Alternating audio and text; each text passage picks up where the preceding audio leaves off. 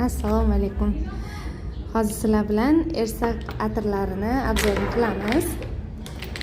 Hozir sizlarga hidini kamera orqali yetkazib berishga harakat qilaman. Birinchi o'rinda mana bu atirimiz, liliya atirimiz menga o'zimga juda ham yoqdi. O'zim ishlatishni boshladim. Yozdagi kunlarda zerikmaydigan juda ham zo'r atir, stoyki turib beradi. Keyingi atirimiz Xrizantema atiri o'zini kuchli hisoblagan ayollarimiz uchun juda ham mos keladigan atir. Keyingi atirimiz Esiliya bu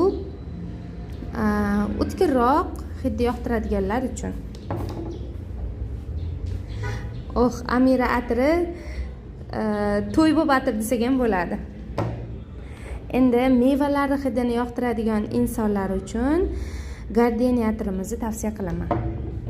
Va atirgul hidini yoqtiradiganlar uchun Freziya atirimiz va bu yerda spirtsiz atirlarimizdan bittasi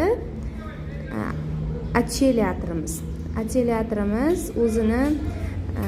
o'ziga ishongan ayollarimiz uchun juda ham zo'r mahsulotimiz, ya'ni atirimiz moyli atir, buni ichida spirt yo'q. Qachonki siz kiyimingizni yuvganingizda o'shanda kiyimingizdan ketishi mumkin.